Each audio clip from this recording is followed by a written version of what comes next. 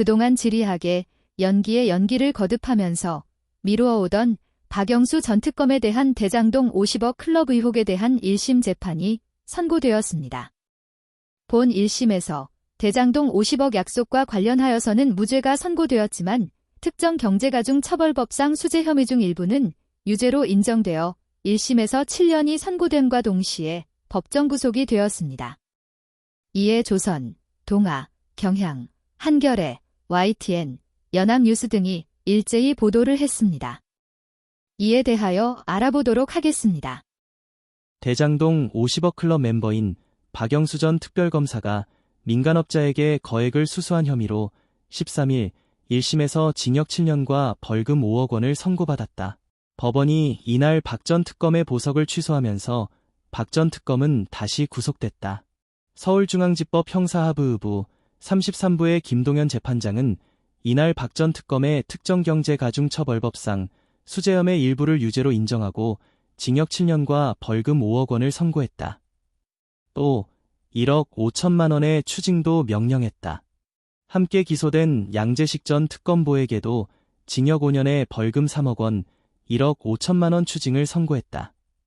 재판부는 우리은행 이사회 의장으로서 청렴함을 바탕으로 공정한 직무 집행이 매우 강하게 요구되는 지위에 있었음에도 사적 이익을 위해 3억 원을 수수했다면서 금융회사 임직원의 청렴성에 대한 일반의 신뢰를 크게 훼손하고 금융시장의 건전한 거래 질서를 교란해 엄벌의 필요성이 있다고 양형 이유를 밝혔다.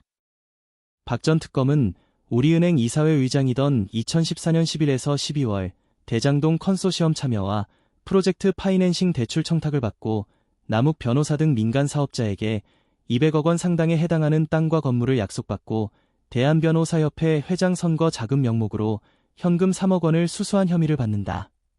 또 2015년 3에서 4월 우리은행의 역할이 여신 의향서 발급으로 축소된 상태에서 김만배 씨에게 5억 원을 받고 50억 원을 약정받은 혐의도 있다. 국정농단 특검을 맡은 2019에서 2021년에는 화천대유에 근무하는 딸과 공모해 대여금 명목으로 11억 원을 받은 혐의도 받는다.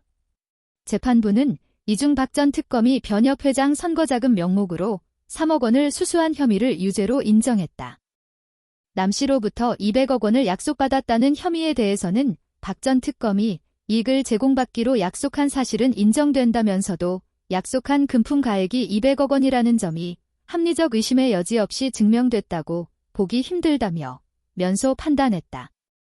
김 씨로부터 50억 원을 약속받은 혐의에 대해선 박 전 특검이 50억 원을 받기로 하는 확정적 의사의 합치가 이루어졌음이 합리적 의심의 여지 없이 증명됐다고 보기 어렵다고 했다.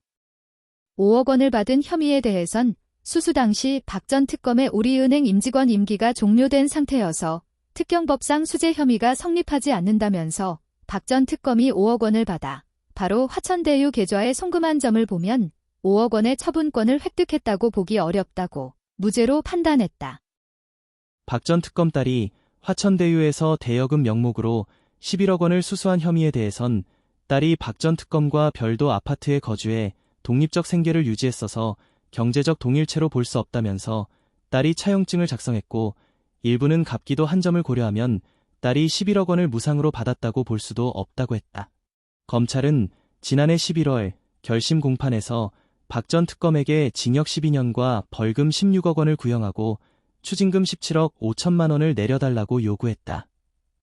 양 전 특검보에 대해선 징역 7년과 벌금 6억 원, 1억 5천만 원의 추징을 구형했다. 반면 박 전 특검은 제 인생을 송두리째 부정할 정도로 탐욕스러운 삶을 살아오지 않았다며 혐의를 전면 부인했었다. 박 전 특검은 검찰의 부정부패 척결 컨트롤 타워인 대검 중수부장 출신이다. 또 2016년 특별검사로 최서원 국정농단 사건 수사를 지휘해 박근혜 전 대통령의 유죄 판단을 이끌어내기도 했다. 검사 생활 초기 조폭 수사를 전담하는 강력통으로 경력을 쌓은 그는 2003년 서울지검 2차장으로 SK 비자금 사건을 수사하며 특수통으로 변모했다.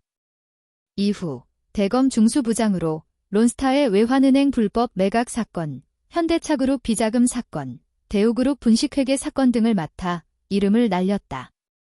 법조기자 출신인 김만배 씨와도 이 시기 친분을 쌓은 것으로 전해졌다. 2009년 서울 고검장을 사직하고 변호사 생활을 시작한 박 전 특검은 2015년 대한변협회장 선거에 출마했지만 낙마했다. 2015년 6월에 자신이 대리한 사건의 상대방이었던 건설업자가 휘두른 흉기에 맞아 중상을 입기도 했다.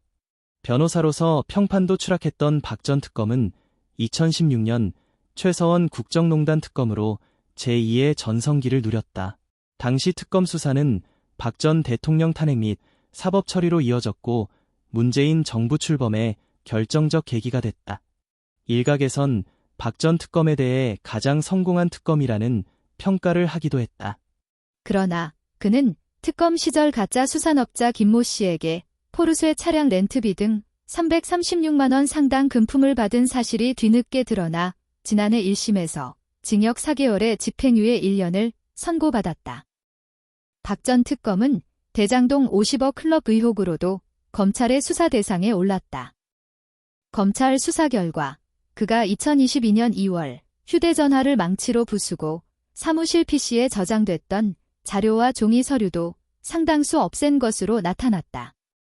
결국 2023년 8월 증거인멸 우려 등을 이유로 구속됐다. 박 전 특검은 지난해 1월 구속기한 만료를 앞두고 보석으로 석방됐다가 이날 다시 구속됐다. 한편 대장동 50억 클럽 6인방 중 지금까지 재판에 넘겨진 인물은 박 전 특검을 포함해 4명이다. 곽상도 전 의원은 1심에서 무죄를 선고받고 2심 재판이 진행 중이다. 홍성근 머니투데이 회장은 1심에서 벌금 1,500만 원을 선고받았다. 권순일 전 대법관은 변호사법 위반 혐의로 먼저 기소돼 1심 재판이 진행 중이다. 검찰은 권 전 대법관의 재판거래 의혹, 김수남 전 검찰총장, 최재경 전 민정수석 등에 대해 계속 수사를 진행 중이다.